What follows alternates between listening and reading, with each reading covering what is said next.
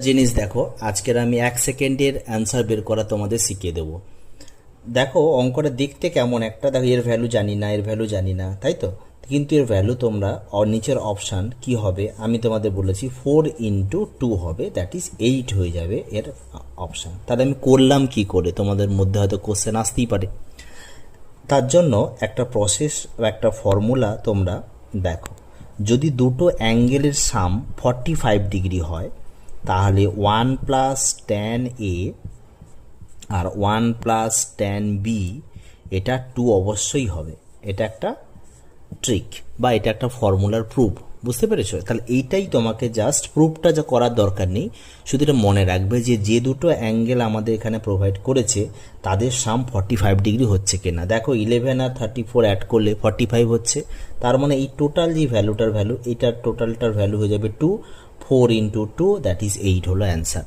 এবার তোমাদের মনে কোশ্চেন আসতে পারে স্যার এটা কী করে 2 হয় জানার জন্য, তারও আমি সলিউশন তোমাদের বলে দিচ্ছি। আমি যদি বিটাকে ফিক্সড রাখতে চাইছি, তাহলে এর পরিবর্তে আমি লিখতে পারি 45 - B, লেখা যায় তো। তাহলে এ সমান লিখতে পারি 45 ডিগ্রি - B লেখা যায়। এইখানে আমি কি লিখতে পারি 1 + tan এর পরিবর্তে 45 ডিগ্রি - B লিখতে পারি। আর এটা যেমন ছিল তেমন লিখে যাব 1 + tan B যা আছে।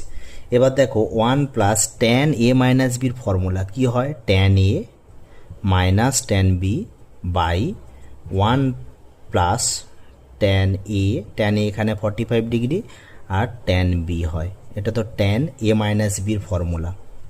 আর এটা যা আছে তাই লিখে দাও 1 + tan B।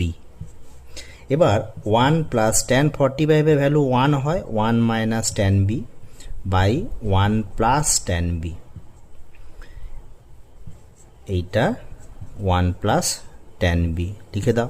এবার এলসিএম করলে দেখো উপরে চলে যাবে, এটা যেহেতু এখানে 1 আছে তাহলে 1 + tan B plus 1 - tan B হবে, বাই হবে 1 + tan B আর ইনটু হচ্ছে 1 + tan B।